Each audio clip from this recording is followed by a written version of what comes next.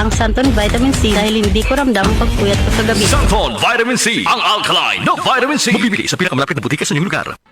Love your eyes, look out at the world in the best way possible. Executive Optical. Love your eyes, look out at the world. EO Executive Optical. EO Executive Optical. For expert eye care, come to EO Executive Optical with over 250 stores nationwide. EO Executive Optical. Love your eyes. Boom, papaya, white rose papaya, yeah, yeah, yeah. Boom, puti ka in 7 days, oh yeah, yeah, yeah, yeah, yeah, yeah. White rose papaya. New White Rose Papaya. May double whitening ng papaya extracts and vitamin B3. Clinically proven magpaputi in as early as 7 days with regular use. Boom, puti ka, white rose papaya, yeah, yeah, yeah, yeah, yeah. Papaya puti, papaya fast. White Rose Papaya with vitamin B3. Manufactured by ACS Manufacturing Corporation. ISO certified world-class quality. ACS. Hirap magpahinga? May mga gamot para dyan. Pero, relax. Mag-Efficacent Oil. Sa unang amoy at hagod, ramdam ang ginhawa na trusted by all. Unahin ng trusted ginhawa. Unahin ang Efficacent. Menthol salicylate cap 4 plus menthol is the generic name of efficacent oil. If symptoms persist, consult your doctor. Efficacent Oil, ang mura at pinagkakatiwala ang ginhawa na pamana ng pamilyang Pilipino. Goodbye to midnight shine. Hello, bright bar blue. Isang labanan yan. Bright bar blue. Pride Bar Blue with powerful stain-away enzymes. Malupit magtanggal ng dumit mancha pero di masakit sa kamay. Goodbye to midnight shine. Hello, bright bar blue. Isang labanan yan. As tested ang cotton and polycotton. Sa mancha, malupit. Sa kamay mo, mabait. Pride Bar Blue. Manufactured by ACS Manufacturing Corporation. ISO certified world-class quality. ACS. Santon Plus Herbal Capsule. Ako po si Angelica. May bukol po ako sa tuhod, kaya hirap po talaga ako maglakad. Nag-take ako ng Santon Plus araw-araw at isang buwan lang. Palit ang bukol ko. Epektibo talaga ang Santon Plus Herbal Capsule. Santon Plus. Mabibili sa mga butika. Issue. Lilinawin, hihimayin at atalakayin. Kasama ang mga taong nasa likod ng usapin. Serbisyo. Buong pusong ihahatid na may malasakit. Issue at serbisyo. Pinagsama sa iisang programa. Issue at serbisyo. Kasama si Attorney Barry Gutierrez. Tuwing Biyernes, alas 6:30 hanggang alas 7 ng gabi. Mag-uumpisa ang pagtalakay at paglilingkod. Issue at serbisyo. Kasama si Attorney Barry Gutierrez sa DZXL News. Live sa radio at online. Magandang araw! Sa mga nag-aabang ng trabaho, narito na ang job openings sa DZXL News. Sa Metro Manila, ang Anytime Cleaners ay nangangailangan ng mga sumusunod: merchandiser, picker, dispatcher, audit checker, receiver, cashier, plumber, sales coordinator, custodian, truck driver, food and beverage supervisor, food and safety officer, spa supervisor, guest service supervisor, engineering supervisor or building supervisor, sales account executive, sales manager, visual merchandiser, store head, sales associate, office staff, accounting associate, HR associate, marketing associate at promodizer. Ang North Park Noodle House Incorporated naman ay nangangailangan ng management trainees 30, cashier 50, dining staff 50, kitchen staff 50, audit assistant 5, marketing assistant 2, maintenance staff 5. Ang Consult Asia Business Solutions and Advisory Services ay nangangailangan ng mga sumusunod: internal audit assistant, accounting assistant, HR assistant, recruitment assistant, data analyst, marketing assistant, admin assistant, bookkeeper, training assistant, secretary, management trainee, IT staff, office staff at data encoder. Kung kayo interesado, maaari kayong tumawag sa DZXL News Hotline 8882-2370 o sa text line 0967-372-9014. Maaari ring magpadala ng updated resume sa email address na radyotrabaho@gmail.com. Para sa karagdagang impormasyon at iba pang job openings, maaaring bumisita sa aming website rmn.ph at Facebook page DZXL News. Ako po ang inyong Radyoman Ramsey Tirona para sa programang Usapang Trabaho at iba pa, at para sa karagdagang mga trabaho, tutok lang sa DZXL News.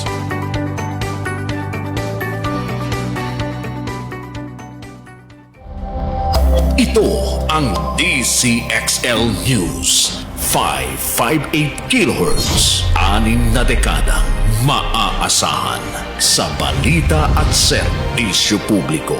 Ang himpilan ng RMN Network sa Mega Manila. Live sa radyo at online. Alas 7 ng umaga.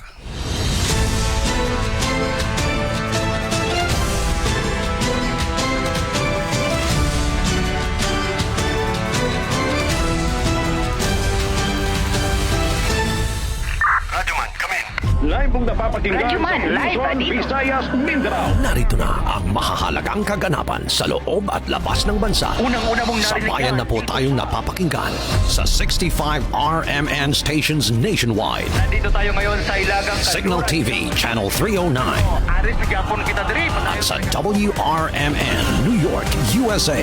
Wala pang ibang reporter dito. Napapanood din tayo sa YouTube at Facebook channel ng RMN Worldwide.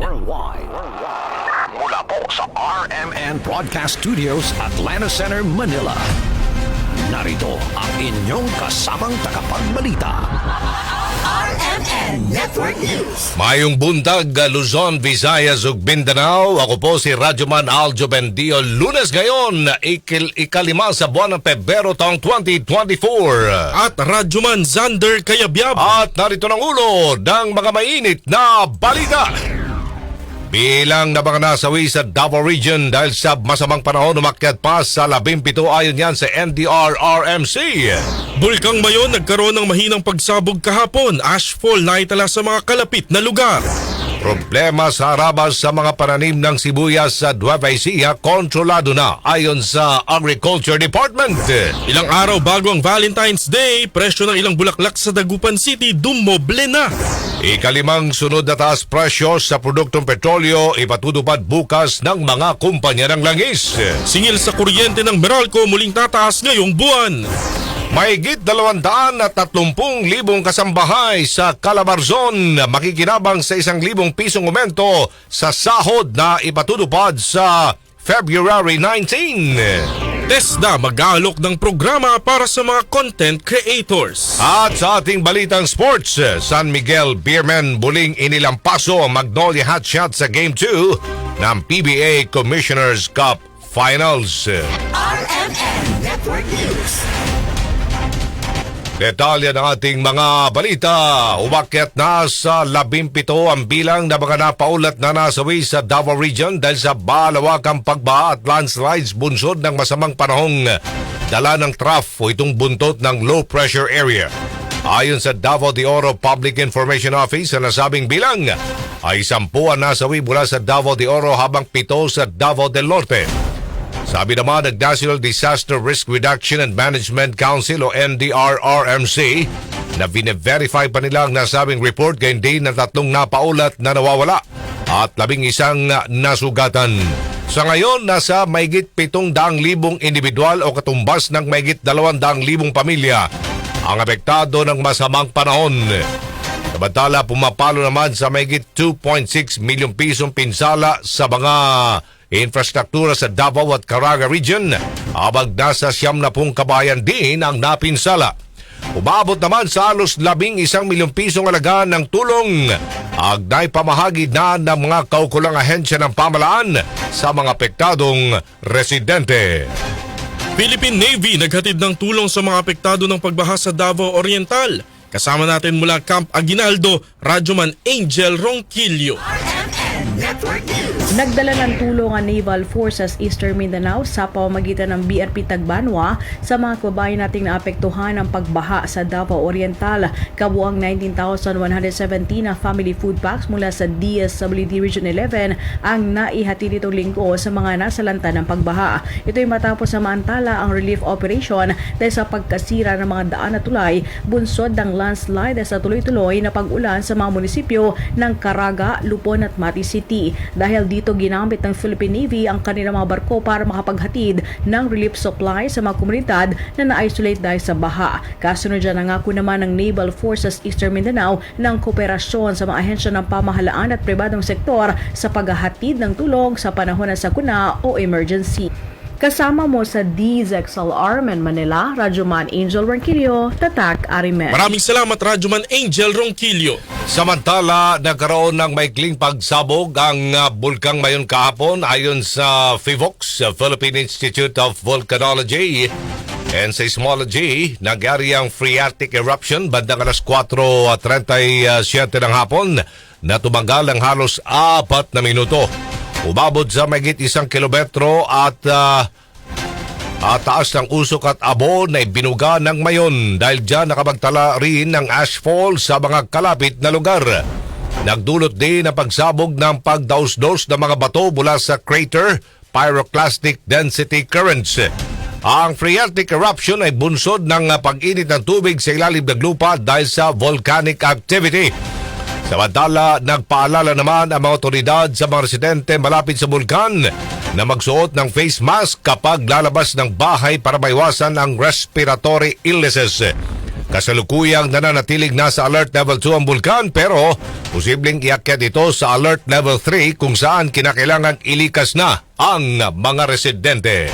Kaugnay nito, naglabas ng Notice to Airmen o NOTAM ang Civil Aviation Authority of the Philippines o CAAP sa paligid ng bulkang Mayon. Ibig sabihin, pinagbabawalan ng mga pilotong lumipad malapit sa bunganga ng bulkan. Nakasaad sa abiso na hindi pinapayagan ang pag-operate ng mga eroplanong may 10,000 talampakan ang taas dahil sa panganib sa posibleng pagsabog ulit ng bulkan. Nilinaw naman ng Albay Public Safety and Emergency Management Office na walang dapat ipag-alala sa kasalukuyang sitwasyon. Ayon kay Mayon Volcano resident volcanologist Dr. Paul Alanis, normal ang pagbuga ng abo at maliliit na eruption sa bulkan. Mahigpit namang pinapaalalahanan ng mga otoridad na bawal ang pagpasok sa 6-kilometer permanent danger zone.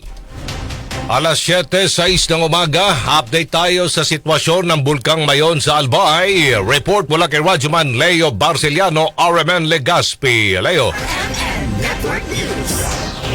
Nagpaliwanag si Dr. Paul Alanas, ang resident volcanologist ng PHIVOLCS, Legazpi City, Albay. Ganon din si Dr. Cedric Taib, ang APSIMO Chief ng Albay, kaugnay sa dalawang magkasunod na pagputok ng bulkan. Anya, ito ay normal na nagaganap sa bulkan Mayon. Dahil anya ito ay nasa alert level 2 pa lamang o kahit ito nasa zero alert. Ayon kay Dr. Paul Alanas, na ang pagbuga ng phreatic explosion ng bulkan kanya hindi ma-predict ng kanilang tanggapan. Karon din ang paliwanag ni Dr. Cedric Taib na dapat anya ay lagi lang nahanda ang mga residente sa paanan ng bulkan. Pinayon ito ang mga motorista na anya ngayon ay maaring tamaan ng pagputok ng bulkan sa pamagitan ng abo o ashfall na dapat sundin ng mga payo naman ng local government units, partikular ang pagsuot ng face mask para maiwasan anyang pagpasok nito sa ilong. Tumama ang naturang ashfall o phreatic explosion sa bahagi ng Ligao, Ginebatan, Uwas, papuntang Pulangi at bahagi ng Libon. Sa ngayon ay normal anya ang kalagayan ng bulkan. Bagamat nasa alert level 2 ang bulkan Mayon sa Albay. Kasama mo sa RMN Legazpi, Albay Province, Bicol Region, Radyoman Leo Barceliano, Tatak RMN. Maraming salamat Leo Barceliano. Kontrolado na ang pagtama ng pesteng harabas sa mga pananim na sibuyas sa Nueva Ecija. Sa panayam ng RMN Manila kay Department of Agriculture spokesperson Asek Arnel de Mesa, noong nakaraang linggo, nagtungo mismo sila sa Bungabon at Rizal sa Nueva Ecija para tignan ang sitwasyon ng mga pananim na sibuyas ng mga magsasaka. Anya, mayroon talagang problema sa harabas pero under control na ito at mahigpit na minomonitor ng Regional Crop Protection Center. Dagdag pa niya, nasa 5% lang ang naapektuhang pananim na sibuyas pero maliit na porsyento lang ang totally damaged. Pagtitiyak pa ni De Mesa na mas maraming ani ngayon ang mga magsasaka dahil mas maraming ektarya ng lupa ang kanilang sinaka para sa sibuyas. konting problema ng Harabas, ito naman ay under control ng ating Regional Feed Office kasama ng ating Regional Crop Protection Center. About 5% yung tinamaan at doon sa 5% ay maliit lang na bahagi yung tinatawag natin na totally damaged. Of the 500 hectares na merong partially damaged, only about 8 to 10 hectares yung talagang tinamaan ng husto. Ang maganda sa Nueva Ecija, from last year na almost 7,000 hectares lang yung tinaniman. Ngayon ay more than 10,500. Pwede pang umabot ng 11,000 hectares yung tinaniman ng sibuyas at ina-expect natin talaga na maganda yung harvest this year. Yan po si Department of Agriculture spokesperson Asek Arnel de Mesa sa panayam ng RMN Manila. Samantala, bumaba ang farm gate price ng maliliit na itlog ng hanggang 4 na piso kada piraso. Ayon sa Philippine Egg Board Association o PEBA, dulot ito ng pagbaba ng demand ng mga mamimili sa kabila ng maraming supply. Batay sa datos, nasa 5 hanggang 6 na piso ang kasalukuyang farm gate price ng medium na itlog, habang nasa 4 na piso hanggang 5 piso naman ang small size, depende yan sa lugar ng pagbubulan. Sabi ni Egg Board Chairman Gregorio San Diego, sa ngayon ay oversupply pa rin ng itlog dahil hindi gaanong binibili ng mga consumers. Samantala, batay sa price monitoring ng Department of Agriculture sa ilang palengke sa Metro Manila, ang retail prices ng medium-sized eggs ay umabot na sa 6 pesos and 80 centavos hanggang 8 pesos and 50 centavos. Presyo ng itlog sa Rizal Nueva Ecija Public Market bumaba. Alamin natin ang detalye mula kay Radyoman Ace Blanca ng RMN Nueva Ecija. Gumalaw ng bahagya ang presyohan ngayon ng puting itlog sa pamilihang bayan sa Rizal Nueva Ecija. Nasa 10 hanggang 20 pesos ang naging pagbaba nito per tray. Yung tinatawag nilang peewee size ay 204 pesos na ang per tray. Yung extra small o SS ay 210 pesos ang per tray. Yung medium size 225 pesos per tray. Yung large 230 pesos mula sa dating 240. Yung extra large ay 255 pesos na ang per tray, pero yung jumbo size ay walang pagbaba dahil nananatili ito sa 300 piso ang per tray. Samantala, yung presyo naman ng karning baboy ay nasa 320 pesos pa rin ang per kilo. Yung karning manok nananatili pa rin sa 180 pesos ang per kilo. Samantala, yung karning baka 380 hanggang 400 pesos pa rin ang per kilo. Inaantabayanan pa rin nila baka yung paggalaw nito ay bumaba o tumaas sa mga susunod na linggo. Kasama mo sa RMN Nueva Ecija, Radyoman Ace Blanca. Tatak RMN. Maraming salamat, Radyoman Ace Blanca. Oras natin 7:12 ng umaga. Ilang araw bago ang Valentine's Day, presyo ng ilang bulaklak sa Dagupan City dumoble na. Report mula kay Radyoman Buds Agtalaw, IFM Dagupan. Buds! Bagamat dumoble na ngayon, asahan pa mo ng patuloy na pagtaas ng presyo ng bulaklak at mga Valentine decoration sa ilang flower shop sa Dagupan City habang papalapit na papalapit ang Valentine's Day. Ayon sa panayam ng IFM News, sa ilang mga nagtitinda ng bulaklak sa bahagi ng Dagupan City sa downtown area, mula sa dating 600 pesos sa kuha nila per bundle, umakyat na ito sa 1,200 pesos. Kaya naman ang presyo ng per stem ngayon, umaabot na ng 70 pesos at asahan pa mo na tataas pa sa pagdating ng mga araw. Sa ngayon ay may mga nagpa-serve na ng mga flower bouquet at dried flower decorations ang mga customers upang di mabutan ng pagtaas ng presyo. Isa sa pinipili matambok ngayon na mga bulaklak ng sunflower na nasa 60 pesos ang presyohan kada peraso. Habang ilan naman na mga patok na madekorasyon ngayon ay may mga tema ng pagkain gaya ng chocolates at yung iba naman ay patok ang pagpapagawa ng customer na tinatawag nilang money bouquet. Kasama na dito sa IFM Dagupan, ito si Idol Buds Agtalaw, Tatak RMN. Thank you, Buds Agtalaw.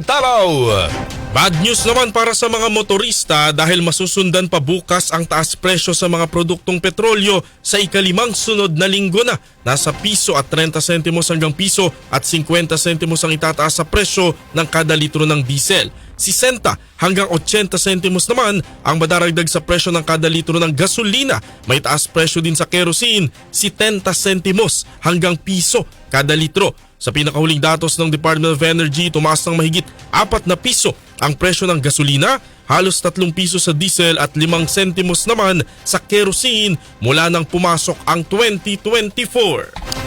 Samantala, muling tataas din ang singil sa kuryente ng Meralco ngayong buwan. Ayon kay Meralco Vice President at Corporate Communications Head Joe Saldariaga, may indikasyon ng tataas ang singil sa kuryente ngayong buwan dahil sa pagbahal ng generation charge at ang pagbabalik ng itong feed-in tariff allowance. Koleksyon ng feed-in tariff allowance nitong Enero tumaas ng 17 pesos. Ang singil sa mga kabahayang kumukonsumo ng 200 per kilowatt hour.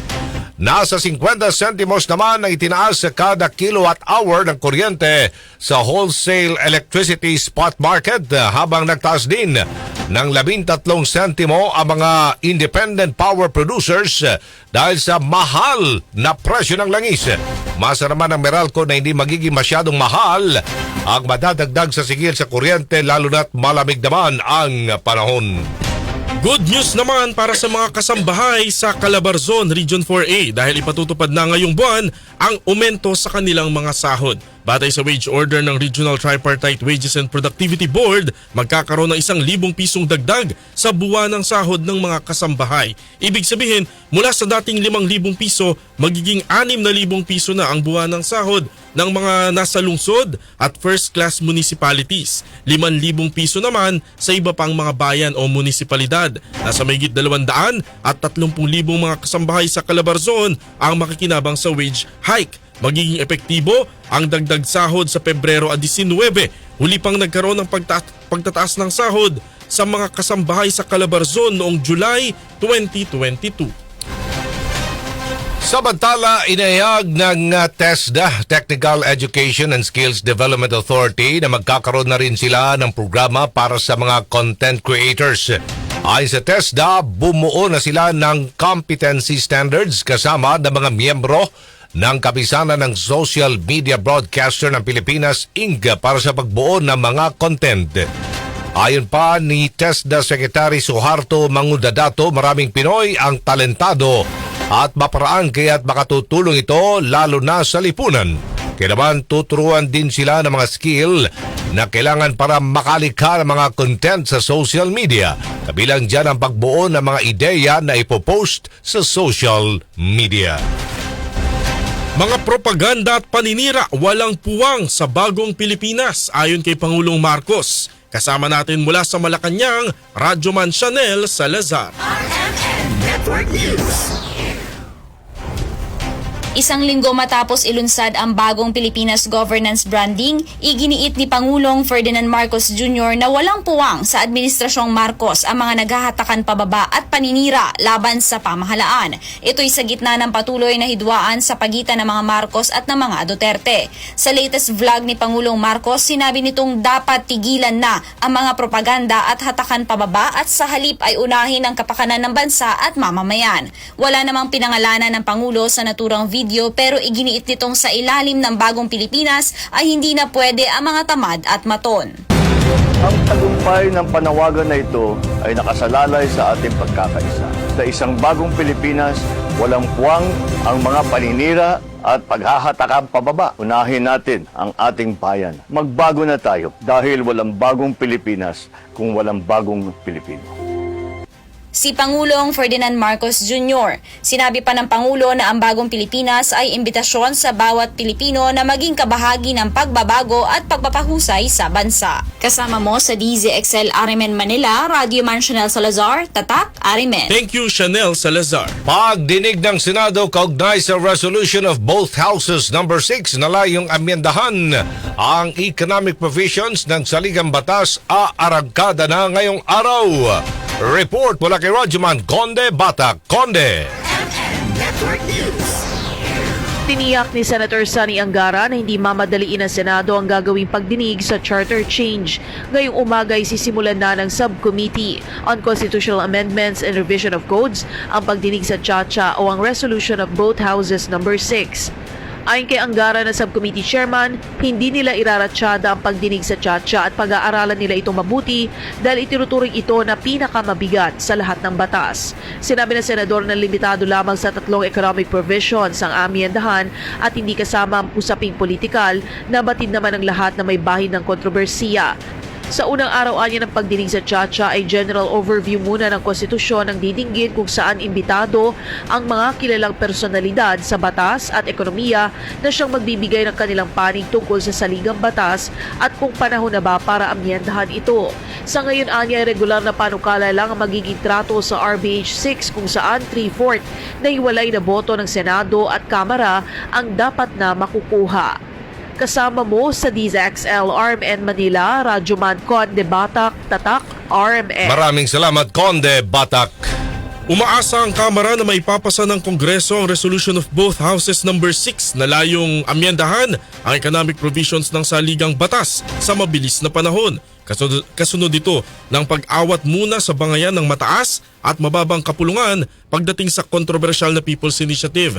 Ayon kina House Majority Leader Manix Dalipe, Deputy Speaker David at Congressman El Rey Villafuerte, umaasa silang tutuparin ni Senate President Juan Miguel Zubiri ang kanyang sinabi na may papasa agad ang panukala. Sa ngayon, hinihintay na lamang nila ang Kamara sa pag-aproba ng Senado para agad nilang ma-adapt. Nauna nang tiniyak ng mga lider ng Kamara na wala silang gagawing pag-question sa Senate version ng Economic Chacha. Samantala, paghahain ng petisyon sa Korte Suprema laban sa People's Initiative, masyado pang maaga ayon sa mga lider ng Kamara. Report mula kay Radyoman Grace Mariano. Grace! RMN Live Report! Premature o masyado pang maaga at tiyak mababasura lamang ang petition laban sa People's Initiative para sa charter change na planong ihain sa Supreme Court ni dating Pangulong Rodrigo Duterte. Paliwanag ni House Committee on Constitutional Amendments at Cagayan de Oro City 2nd District Representative Rufus Rodriguez, wala pa namang pinsalang na idudulot ang pangangalap ng pirma para sa People's Initiative. Ayon kay Rodriguez, ang mga nakalap na lagda ay dadaan pa sa pagdinig at validation ng Commission on Elections. Kinatigan naman ni na Senior Deputy Speaker and Pampanga 3rd District Representative Aurelio Dong Gonzales Jr. at Rizal Representative Jack Duavit ang pahayag ni Rodriguez. Diin ni na Gonzales at Duavit hindi pa maaaring questionin sa kataas-taasang hukuman ang People's Initiative dahil hindi pa ito na ipafile sa COMELEC. Kasama mo sa DZXL RMN Manila, Radyoman Grace Mariano, Tatak, RMN. Maraming salamat, Grace Mariano. Nilinaw ng pamahalaan na handa silang gumamit ng puwersa laban sa mga tangkang magkawatak-watak ang Pilipinas. Ayon kay National Security Advisor Eduardo Año, hindi magdadalawang isip ang pamahalaan na patigilin ang anumang tangkang pagbuwag sa Republika. Bago yan, ipinanawagan ni dating Pangulong Rodrigo Duterte na magsarili na ang Mindanao bilang isang hiwalay na bansa. Una nang sinabi ng mga eksperto na dadaan sa butas ng karayom ang pagsasarili ng Mindanao. Panawagan naman ng AFP sa mga sundalo manatiling nagkakaisa at tapat sa saligang batas. Samantala, inaprubahan na ng Kongreso ang mahigit 27 bilyong pisong dagdag para sa pondong nakalaan sa state universities and colleges ngayong taon.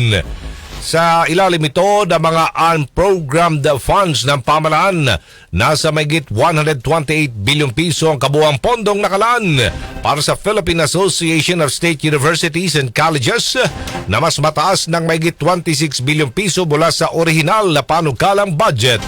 Gagamitan ng pondo sa digital transformation para sa 7 state universities and colleges. 7 bilyong piso ang pambayad sa mga utang sa libreng pag-aaral sa kolehiyo mula pa noong 2022 at 2023 at 5 bilyong piso para sa pagpapatayo ng at rehabilitasyon ng mga silid-aralan at mga dormitoryo.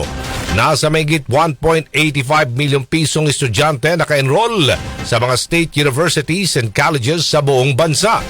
Mahigit 72 piso o mahigit 72,000 naman ang mga faculty at staff habang nasa 50,000 ang job orders at contract of service workers. Assistance to individuals in crisis situation ibinalik na ng DSWD Bicol. Kasama natin sa balita Radyoman Ram Sison ng RMN Masbate. RMN Network News. Ibinalik na ng Department of Social Welfare and Development sa Kabikulan ang Assistance to Individuals in Crisis Situation o AICS program matapos itong pansamantalang suspindihin ng halos 2 buwan. Sa social media page ng DSWD Regional Field Office 5, inanunsyo ng naturang ahensya ang pagbalik ng Assistance to Individuals in Crisis Situation o AICS program para sa mga nangangailangan at indigent individuals sa Kabikulan simula ngayon. Ayon kay DSWD Region 5 AICS sa program focal person na Shaina Quintanilla, sa muling pagsisimula ng AICS para makatanggap ng tulong, ang mga kliyente kinakailangan ng pumunta sa kanilang tanggapan ng mga ito dala ang mga kailangang dokumento para ma-schedule ang kanilang interview for financial assistance. Anya ito ay para makapagbigay ang kanilang opisina ng kinakailangang technical assistance sa lahat ng kliyente. Hindi na rin sila tatanggap ng online referrals gaya ng mula sa kanilang group chat. Sa halip, magbibigay sila ng listahan ng mga kinakailangang dokumento para dalhin ng kliyente sa tatang araw ng interview. Kabilang sa mga tulong na ibinibigay ng DSWD sa ilalim ng AICS program ay ang medical, transportation at funeral assistance. Pansamantalang sinuspindi ang AICS sa kalagitnaan ng Disyembre noong nakarang taon para mabigyan ng sila ng pagkakataon na may saayos ang kanilang liquidation papers at mabayaran ang kanilang mga kautangan sa mga accredited hospitals. Kasama niyo sa Aramen Masbate, Radyoman Ram Season, Tatak Aramen. Maraming salamat Radyoman Ram Season. Alas 7:25 ng umaga, bata, patay, 3 iba pa sugatan sa pamamaril sa Pamplona, Negros Oriental. Report mula kay Radyoman Anthony Maginsay, RMN Dumaguete. RMN Network News. Patay ang isang bata habang 3 minor de edad naman ang sugatan sa insidente ng pamamaril sa barangay Magsusunog sa bayan ng Pamplona, Negros Oriental. Sa report, patay ang isang Mark Vincent, 10 taong gulang, at sugatan naman ang iba pang batang biktima na agad dinala sa ospital. Base sa investigasyon ng PNP, sumama ang biktima sa kanyang ama na si Melvin. Nagbumisita ito sa bahay ng kanyang ina na nagkasakit. Habang nasa loob ng bahay, nakarinig ng putok ng baril ang ama. Agad tiningnan at nakitang duguan ang mga biktima. Agad dinala sa ospital ang mga biktima pero patay ang isa nito. Nasa investigasyon ngayon ang PNP kung sino ang nasa likod ng krimen habang tinitingnan naman ang anggulo na may away sa pamilya. Kasama mo sa DYWC RMN Dumaguete, Radyoman Anthony Maginsay, Tatak RMN. Maraming salamat Anthony Maginsay. At sa atin pong balitang sports, ang San Miguel Beermen muling inalampaso ang Magnolia Hotshot sa Game 2 ng PBA Commissioners Cup Finals. Kasama natin mula RMN Sports, Jairos Peña, Florida. Jairos. At good morning Kuya Sander at Tito Aljo. Nakadalwa na nga ang San Miguel Beermen kontra sa Magnolia Hotshots sa PBA Commissioners Cup Finals. Ito ay matapos tambakan ng SMB ang Hotshots sa score na 109-85. Nanguna ang import ng San Miguel na si Benny Boatwright na nagtala ng 34 points, 10 rebounds at 5 assists. Gaganapin naman ang Game 3 ng serye sa Miyerkules, February 7 sa Araneta Coliseum sa Quezon City. Samantala, matapos ang laro sa Game 2 kagabi, ito na nga yung nag-viral ngayon na nagkaroon ng komprontasyon sina Calvin Abueva at ang misis ni Mo Tautua na nginitian umano ng Magnolia player. Itinanggi naman ito ni Abueva at iginit na kasama niya ang anak niya ng pagbintangan siya. Ayon sa asawa ni Tautua na si Aida, nakita kasi niya si Calvin paglabas ng CR at nginitian siya nito sabay tawa. Kaya dito na niya tinanong kung ano ang problema. Wala pa namang pahayag ngayon ang PBA kaugnay sa insidente. At para sa ating RMN Sports, Radyoman Jairos Peña, Florida, Tatak RMN. Thank you, Jairos. RMN Network News. At sumayin niyo po ang mga nangungunang mga balita. Ito po si Radyoman Aljo Bendijo. Radyoman Zander Kayabyab. Mula po sa RMN Broadcast Studio, Atlanta Center, Manila. Sa mga taga Iloilo, maayong aga. Kung natunghayan ang RMN Network News. Malaki ang tumutok para huwag mahuling sa maiinit na mga balita at impormasyon.